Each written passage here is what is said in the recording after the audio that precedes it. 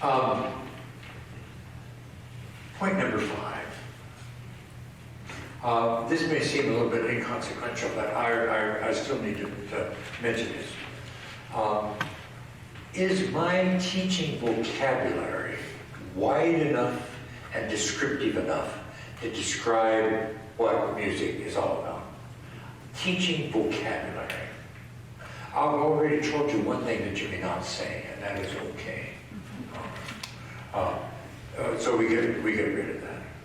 But what else do you talk about? When I hear great teachers like Nalita teaching a master class, I try to listen very carefully to their words, because part of the success of their teaching is the words that they use to describe the sound. If you've ever heard Leon Fleischer teach in a master class a late Beethoven sonata, it's as good as going to a church service. I mean, he elevates the spiritual quality of the piece to the point that you have really a whole new insight and respect for what Beethoven has accomplished there. And we ought to listen to a tape of our own lessons. In fact, I'm going to give you an assignment at the end of this presentation, and it has to do with taping a lesson or two. And I want you to listen very carefully to the words that you use to describe your response to the student's performance. And how do those words help the student elevate their concept of the sound? Students are more mature than what we give them credit for. They can assimilate those concepts or those words that we're using. So don't shy back and think that you have to use kitty talk to describe some of the very, very sad sounds that you may be hearing, or the incredible elegance of a piece about fall colors or something like that, or a summer evening. We need to blow open our vocabulary and talk with very descriptive words, and that helps the students get very descriptive sounds into their pieces.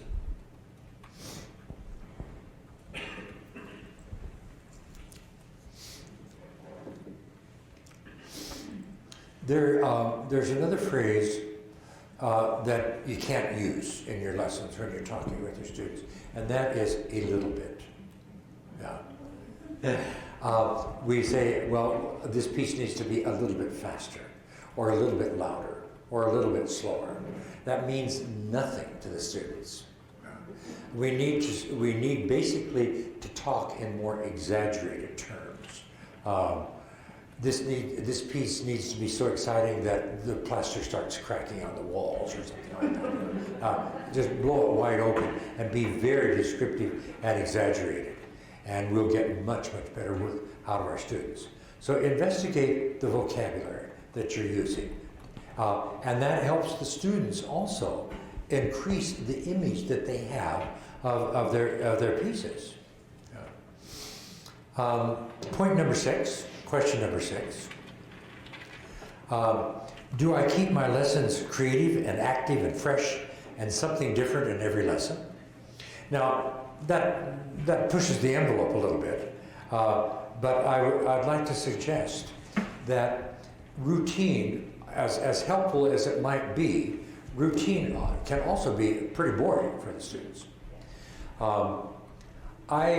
I justify the fact that I start basically all of the lessons with my students, regardless of level that they're at, with warm-ups. And I justify that because I hope that they will model that at home in their own practice. I want them to warm up. And so we do our stretches, and then we do our rotations and all kinds of things. And it depends upon the levels exactly how involved those come. But there is a way in which we begin a lesson. But that still doesn't prevent me sometimes, if I want to bring a little variety into the lesson, to say, oh, I want you to drop your books really quickly. I have a new CD of the most incredible piano playing I've ever heard. Listen to this a little bit, and we play maybe 2 minutes of a new piano concerto or a pianist that I am excited about. There are lots of things that are communicated with an issue like that. Those students don't really know that I'm involved in listening to music, or that I'm turned on by great piano playing. And they need to get that message from me. They've never heard piano playing like that before, because they don't listen enough at home on their own.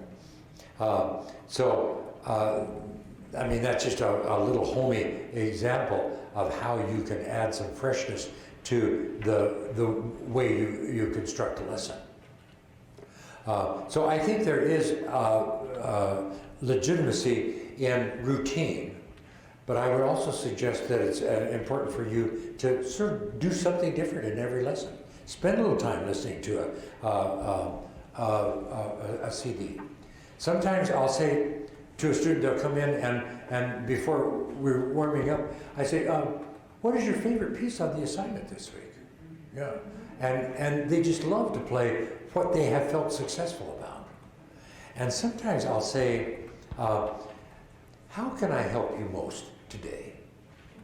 I've actually had students' eyes well up in tears when I asked that question, because they were hoping that they could cover up in the lesson that they had not been successful with their practice of a difficult passage.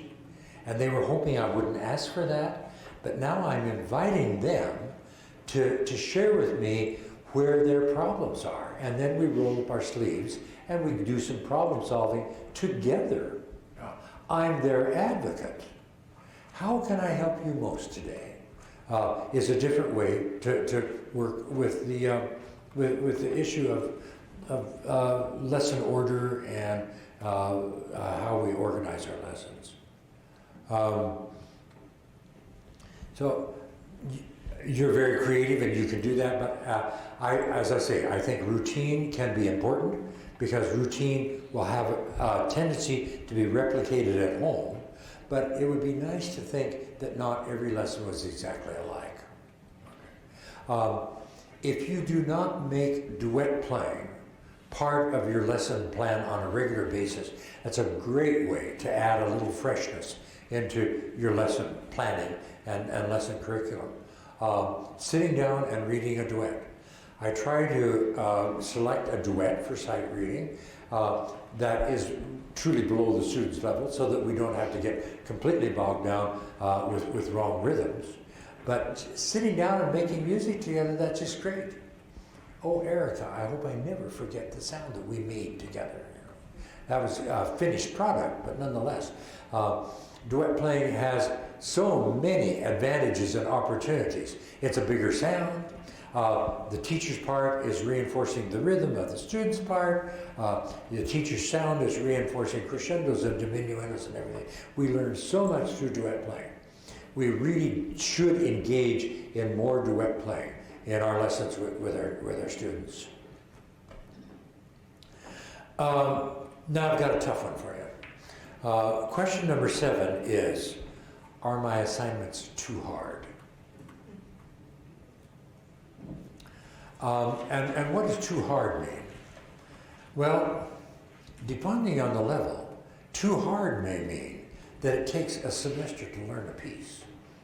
That's too hard. Now you say, well, what about a Chopin etude? That takes a lifetime. But most of us are not dealing with students who are churning out Chopin etudes. And there may be justification for working on a Chopin etude over a long period of time if, in the meantime, you're doing some mazurkas and some Bach inventions and things like that, so that they're more short-term projects. Okay. Now, another sign that my assignment may be too hard is whether or not the student can cover the practice assignment every day. If your assignments are so lengthy that the student cannot get over the assignment but once or twice a week, that's too hard. And a lot of times, if I suspect that the student is not practicing regularly on the entire assignment, I'll say, how many times did you get over that piece this week? I mean, we'll have a little discussion about the number of times that they practice on the piece, and then I'll ask the students, how shall we cut the assignment down so that you get... I want to build up in the student's mind the expectation that every piece is practiced every day, So the question is, how can we cut this down so that you can practice the entire assignment every day? That is a practice expectation. I sometimes tell my students, I know I'm being really easy on you, but I'll give you 1 day of vacation every week. You only have to practice 6 days. Yeah. But basically, you are expected to cover the entire assignment every day. And that includes the hand-on exercises and things like that. So we ought to ask our students, or ask ourselves, are my assignments too hard? And make some evaluation about how you determine whether it's too hard. But I think the amount of time or the number of weeks or months that it takes to accomplish the piece, and then the business about can they practice it every day are issues. Question number 8. How do I involve the parents? I think it may have been Frances Clark who described successful piano study in terms of a triangle. And she even called it the magic triangle. Parents on one side, a student on another side, and a hardworking teacher on the third side. And a triangle, as you all know, is one of the strongest geometric formations. That's strong. Parents and children and teachers working together. And that involves so many different things. I mean, communication with the parents and good assignments with the kids, teacher input. But involving the parents is it's a crucial thing. Years ago, I was teaching a class in our prep department in Indiana. And I had the brightest little kid I think I'd ever taught. His name was Corbett. And Corbett would come to class and he was just on fire. He loved to play. His lessons were great. Every question I would ask, Corbett's hand was the first one that went up. Anytime I asked if somebody would come to the piano and demonstrate, Corbett wanted to do that. Corbett was the ideal student. I could almost have put my finger on the calendar and point to the day that Corbett lost interest in piano. I mean, it was so graphic. I couldn't believe it. Corbett came in one week to class, slumped-shouldered, put his books down, didn't look up and stuff, didn't volunteer and stuff.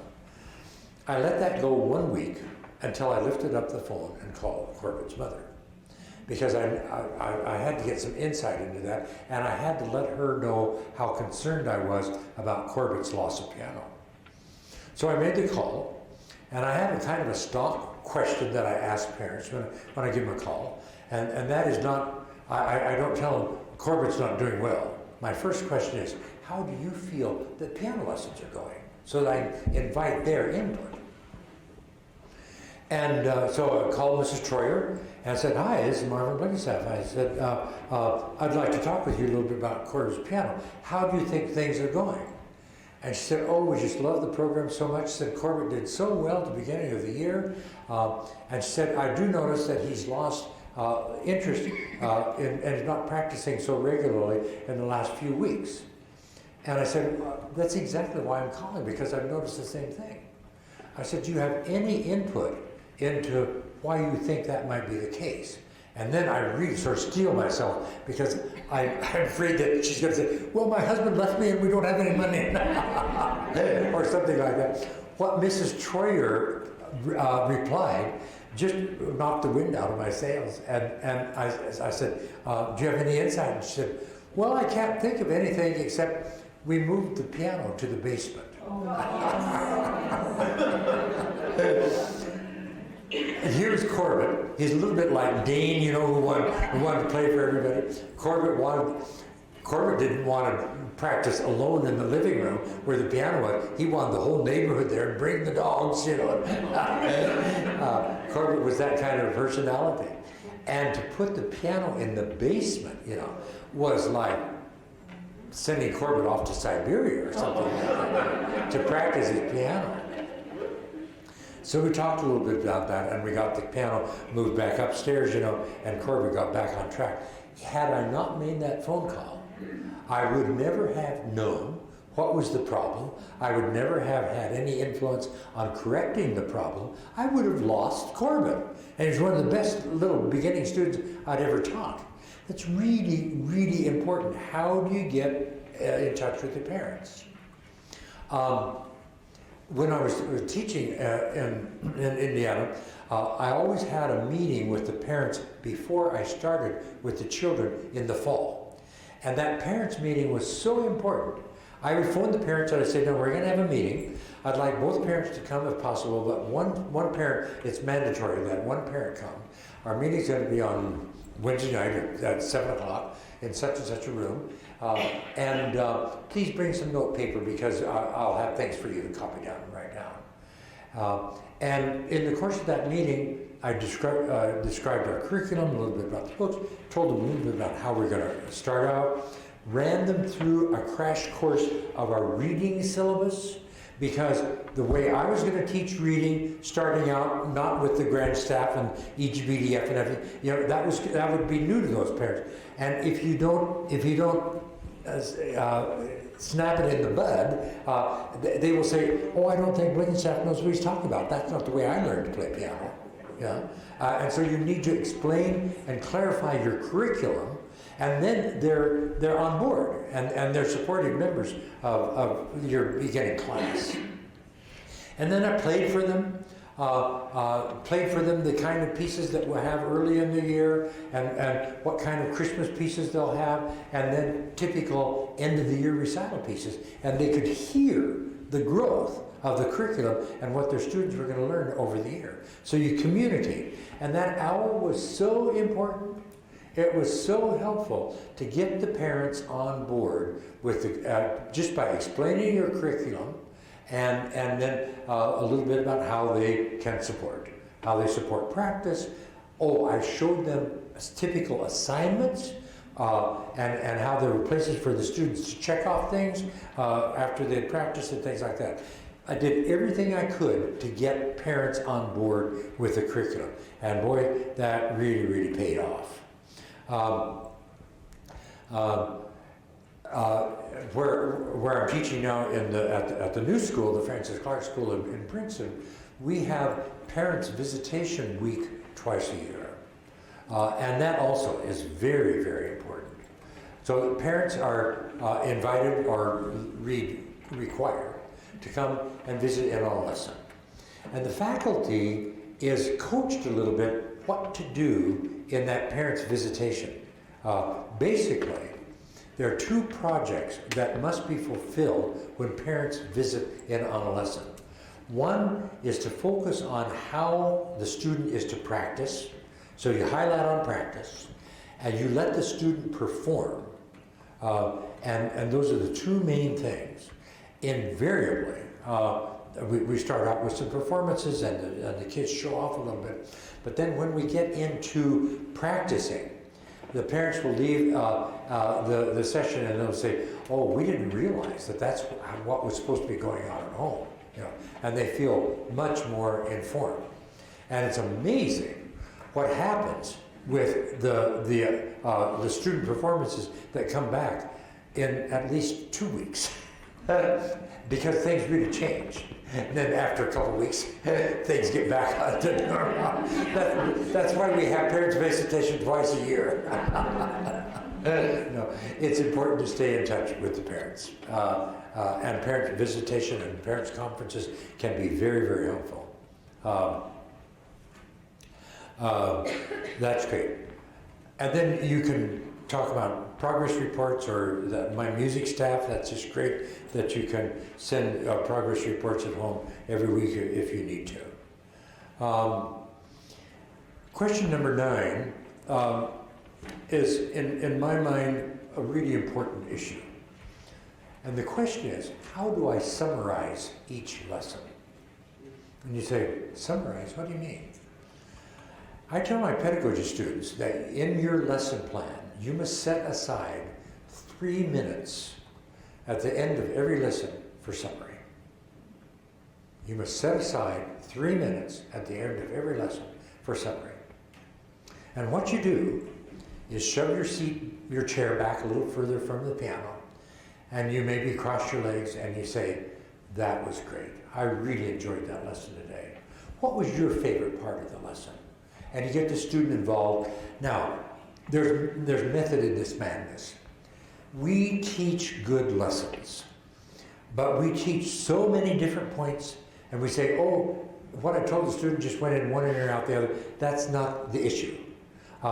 Because there's a point at which they do retain what we teach them, but it's overload, and you can't remember everything.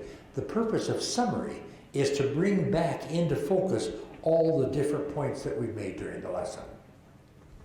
So you say, what was your favorite part of the lesson?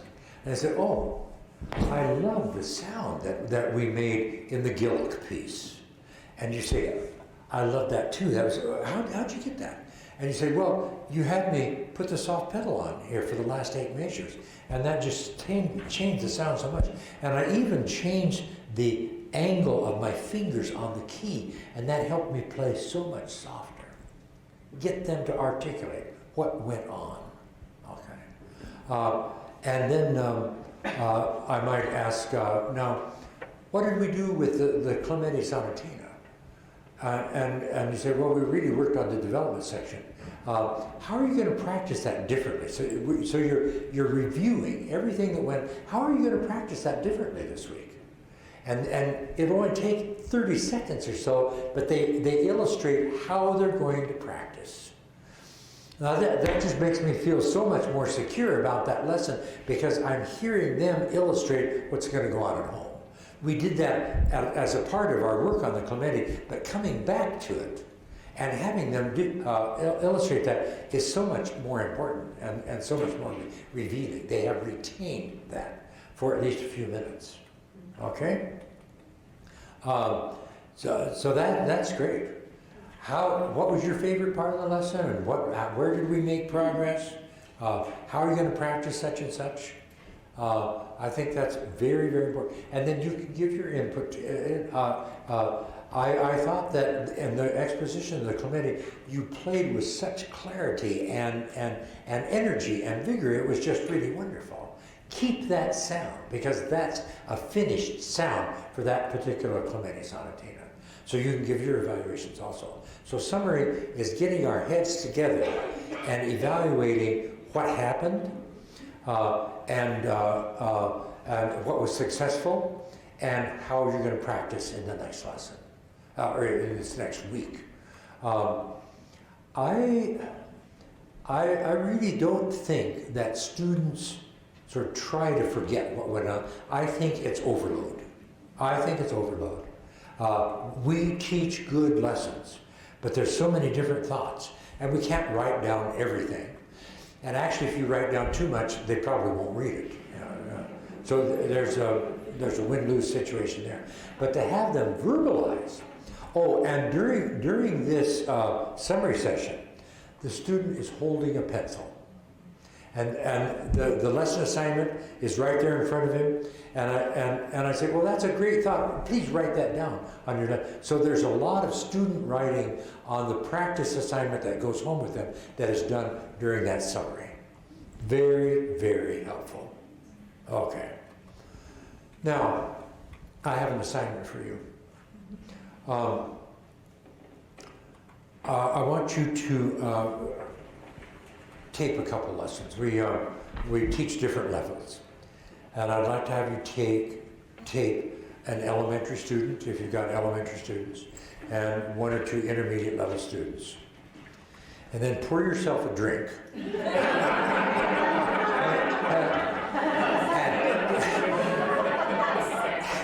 and listen and evaluate. Okay? Now these are some of the points that I want you to evaluate. I'm really quite serious about that. We think we know how we teach, and we think we hear what we say, but hearing it come back on a tape or on your phone, is a very different experience. And you didn't realize, oh, did I really say that? That was dumb. So I want you to listen to that and be really quite critical about what you hear. Now, one of the things that I want you to evaluate is a kind of a broad generalization, but I want you to try to list the ways in which this lesson was a true music lesson. Now, just necessarily lifting your wrist on the rest is not necessarily getting to the heart of real. What did you do in this lesson to raise the whole level of musicality of the piece that's being performed? And I'm actually talking rather specifically about piece by piece. How did you improve the sound of the piece? And the second question goes pretty much hand in hand with that, and that is, in what ways did the student leave the lesson a better performer and a more informed musician? Did the student leave the lesson the same person or same musician that they came in with? If so, that was not a successful lesson. A lesson should signify and reveal growth. And so we could ask that question a little bit differently. In what ways did the student grow during that lesson? Grow as a sensitive musician. Now the next thing is a little bit hard because it involves a time analysis. And it can be approximate. But I'd like to have you listen to a tape and do a time analysis for the number of minutes that you heard yourself talking versus the number of minutes that the student played. Versus, yeah. Too much teacher talk, too little student playing. And then I want you to be very sensitive to the times in the lesson and maybe the number of minutes when the teacher was talking or singing or chanting while the student was playing. We think that's good teaching because we're encouraging good rhythm and things like that, and there is a point for that. But what happens when I'm up here singing and moving around and shouting, counting, and this kind of thing? It's distracting the student's ability to listen. And basically what we're trying to accomplish in a lesson is making students more careful listeners. So our voices sometimes get in the way of our goal.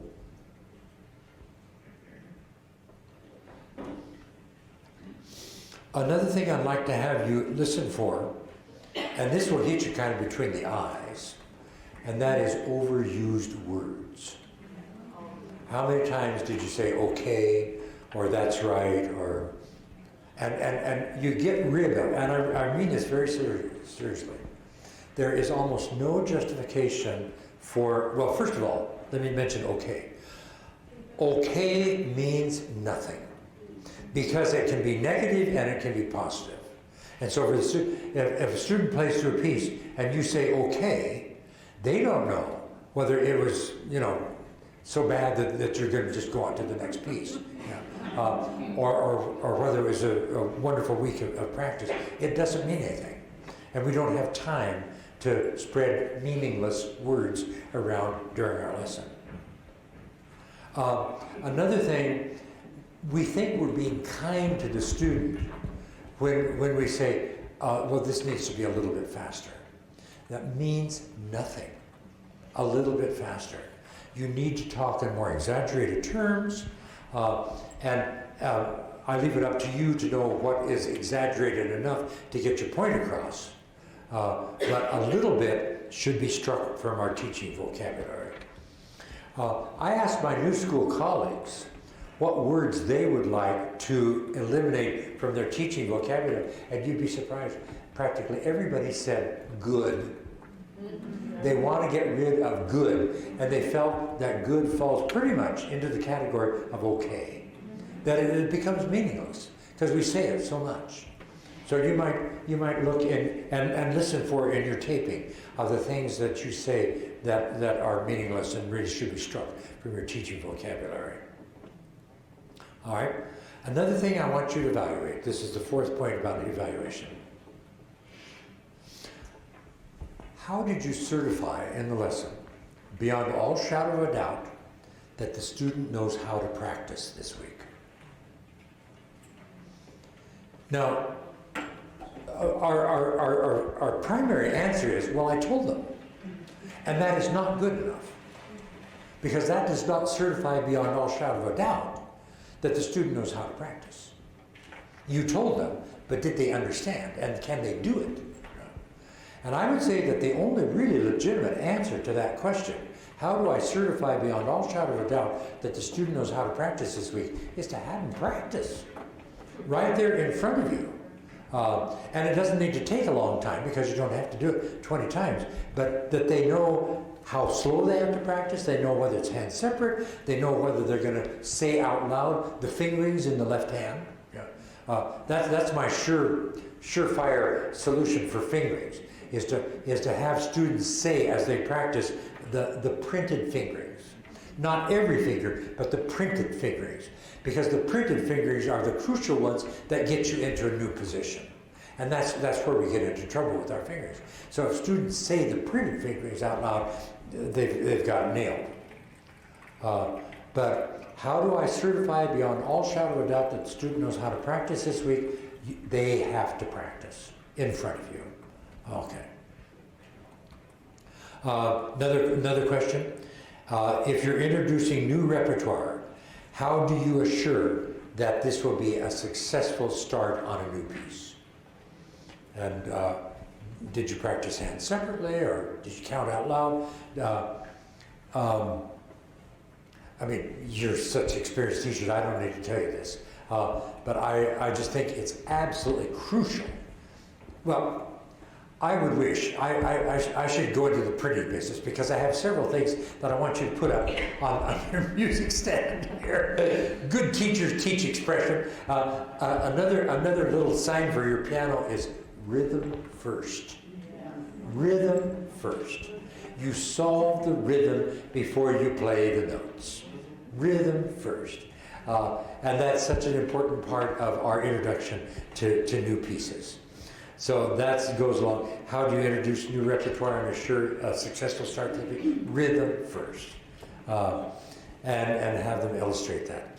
So you have different ways to answer that question, but the pay dirt is, did they really have a successful first week practice on a piece? And if they didn't, isn't that your fault? Because you send them home with a practice assignment. Now, if they don't do the practice assignment, obviously there's a disconnect there. But if they're practicing and you sent them home with a way to get into the piece, it should be a successful journey. So evaluate that. Evaluate that. Number 6, and these are all the things that I want you to listen for on these tapes that you're making and you're evaluating. I want you to listen for the musical highlight of the lesson. The musical highlight of the lesson. And there are 2 questions about that then. How was it celebrated? And don't forget this incredible sophomore piano pedagogy student who said, "Oh, Jennifer, I don't think I'll ever forget the sound that we made. We're going to make that our piece." I thought that was the most incredible, effective teaching and affirmation of a little girl who'd had about 5 or 6 weeks of piano lessons. And that little girl's feet did not touch the floor for a whole year. She was so excited about piano, simply because Erica said, that sound means so much to me. I hope I'll never forget that sound. Yes? Would you restate that second half of that question? Listen to the musical highlight of the lesson. How was it celebrated? How was it celebrated? Yeah. Now, if you're listening through a lesson and you don't hear a musical highlight, then you have an assignment, and that is to plant one. You have to plant a musical highlight. And how do you do that? Probably through duet playing. Because in a duet playing, we'll have a bigger sound, you'll have more expression because of you, And then we can say, like Erica said, wasn't that beautiful? Yeah. I hope I don't forget that sound. But I don't think I'm being too overstated here to say that when a student comes to a piano lesson, they deserve a musical highlight. I think they deserve that from us. And that may be one of the reasons why there are only 7 or 8% of the kids continuing lessons through their third year, because they never got the affirmation of a musical highlight in a lesson. Okay? And then the last point that I would make, now you're listening to your tape, and the last thing about the tape that you listened for was how was the lesson summarized. Okay. And that's really important. I think our students deserve to be sent home with a clear memory of what went on in the lesson. Okay? Do I have a couple more minutes? Yeah. I'd like to tell you 2 stories that I think have everything to do with who we are and what we're trying to accomplish and what our musical mission is in life. I was doing a bunch of workshops in the Midwest a number of years ago, and I happened to be in Dayton, Ohio on a Saturday morning without a workshop. And so I was holed up in a motel, and I flipped on a PBS station and found myself watching the most incredible documentary of the Texas Boys Choir. I don't think I'd ever heard of the Texas Boys Choir, but it was a touring choir, and they were really good. And in the documentary, you heard them in concert. There were shots of them concertizing in Europe. There were a few shots of them collaborating with an adult professional choir, and that was wonderful. There were interviews with parents. It showed them out on nature walks, learning about the Texas landscape, art museums. It was just quite incredible, and very thorough. And it was really very interesting. But the part that I will never forget was the interview between the fellow who was doing the documentary and the conductor of the choir. And they were in the conductor's studio, and the interviewer said, "Now, I've been with you several months, and we've been in Europe, and we've been in recording sessions, and we've been in museum visits and things like that." He said, "There's been one lingering question that's been in the back of my mind ever since I've learned to know you, and that is, why do you, as a professional choral conductor, focus on boys when you could be working with an adult choir where the personnel would not change from year to year? With the boys, you have maybe 3 or 4 years with them before their voice changes, and then they get jettisoned and have to leave the choir." The conductor was in a swivel chair in his studio, and he leaned back in his swivel chair and he said, "Obviously, that was a professional decision that I made very, very deliberately." He said, "I think I can explain my decision to you by pointing out that I feel that children come into this world with clean slates. And very soon, as even toddlers, there are incredible, indelible messages that get written onto the slate of every child's life about who they are and what their likes and dislikes are and how other people react to them." He said, when they get into preschool and kindergarten, very indelible messages about relationship with other people. Families write indelible messages. I mean, psychiatrists' schedules are filled up with indelible messages that people write on slates of our lives, and we never get over our families, this kind of thing. And the conductor went on and said, "I work with boys, with children, because I feel that if I don't get to these boys with the message of how wonderful it is to express your feelings through musical sound and make music with other people, the slate may be too full." I felt my eyes welling up with tears, and I said, that's exactly why I teach piano to youngsters. Because if I don't do it, the slate will be too full. And nobody will be able to write on that slate of that child's life how wonderful it is to play the piano and express who we are as human beings through the piano literature. Oh, I've carried that with me for the rest of my life. That's why I teach piano, to write an important message on the slate of that child's life. Anyway, that means a lot to me. And you can ask yourself, why do you teach children? But I thought that choral conductor answered that question so well.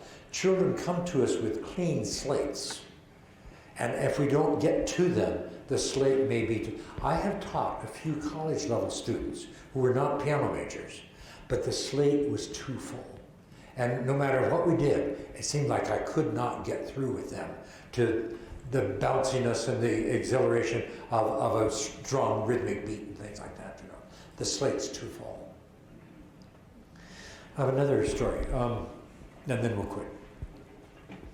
I've been invited several times to judge the Greater Spokane Fine Arts Festival.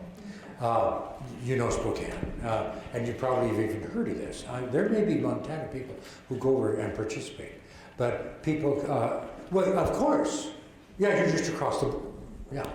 Anyway, actually my story has a lot to do with Montana. So teachers actually plan their year's curriculum, teachers in the Pacific Northwest, out of playing in the Spokane Fine Arts Festival. And it's great. A junior high school student can come with a handful of pieces because there's a category that will be judged in junior high school Bach and junior high school sonatinas and junior high school romantic and this kind of thing. You know. So a student can enter in any number of categories.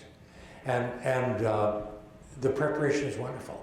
And as I say, they come from British Columbia, and they come from Idaho and Washington and Oregon, and I'm going to tell you about a teacher from Montana.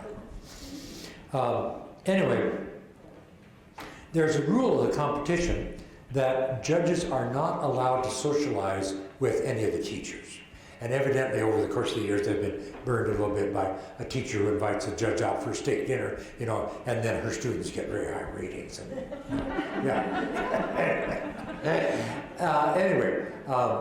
And, so there's a rule of the competition that judges may not socialize with the teachers. And so I knew about that and adhered to the rules. I have no reason for not wanting to do so. But it would take a pretty dull person to not put together who the teacher of the winning or the outstanding students were, because teachers and parents are allowed to come in and hear the audition. And it was great because there's a room full of people and the kids, so it's organized so that there's a class of junior high school sonatinas. And it's very strictly organized so that there'll be about 40 minutes of playing, and then the judge has 10 or 15 minutes to write comments and to talk with the students. That's the marvelous thing about the way this was set up, because the judge gets to interact with the students. And you can have little mini master classes, or you can have general discussion about what does it mean to be a junior high school student and playing a sonatina, and how do you practice and this kind of thing. It's just great. Everything is right because the judges get to interact with the students, and students get lots of affirmation, and the parents get to enjoy the accomplishment of their students, and the teachers are there to enjoy the whole thing also. But it takes a pretty dull person to put together to not put together the fact that the blonde lady in the red dress, when she's in the room, and she hugs a student after the competition, and that student got the gold cup, you know, that you know that she's a good teacher. And so I would ask my monitor sometimes, who's the lady in the red dress? And they said, oh, that's Fifi. Do you know Fifi? You know Fifi? Anyway, Fifi was from, and she said, and they said, she's from Montana. She brings carloads of kids over for the festival, and they just wipe up the festival. And I realized why, because the teaching was superb. But I couldn't talk to Fifi until the last day of the competition. And so the last category that I was judging were little kids playing. I think they could play anything they wanted to, because one little girl played Bach and there was Bartok, so it was kind of an open class, but they were little kids. And heard one of Fifi's students play some Bartok, and I really thought the gypsies were going to come out of the woodwork. It was so intense and so wonderful. So I gave out my prizes and the adjudication sheets and things like that, and Fifi was still in the room. And I went up to her and I said, I have to meet you and talk with you. And I said, who are you? And she said, well, I'm Fifi. And I said, well, I know that. And Fifi could have given me a biography of teachers that she studied with and stuff. And I said, how do you do what you do? Because it was really probably the highest level of single studio accomplishment. I mean, everybody played spectacularly well. I said, how do you accomplish what you do? I'll never forget Fifi's answer. And I think there is some truth here that we should all take with us. And Fifi was a little embarrassed, and I was coming along a little bit too strong. But Fifi sighed a little bit and she said, I don't know. She said, I think basically what's behind it and what it all boils down to is that I am in love with the sound of the piano. And I paused and thought, I never want to forget that sentence. I'm in love with the sound of the piano. And her students played like there was nothing more important in their lives than to express the love that they felt for the sound coming out of the piano. I'm in love with the sound of the piano. And the resulting teaching, now she had very fine teachers along the way and stuff. I mean, she's a fine musician. But the result of that was incredible. So when we think about what we're doing as professionals, and how we lift our sights a little bit higher. I want you to think of the Texas Boys Choir conductor who said, I'm just desperate to write something on the slate of their lives about the beauty of musical sound and making music with other people. And then remember Fifi, who attributed the success of her teaching to the fact that she herself loved making the sound of the piano. Can't thank you enough for inviting me to your conference. It has been such a pleasure to know you all.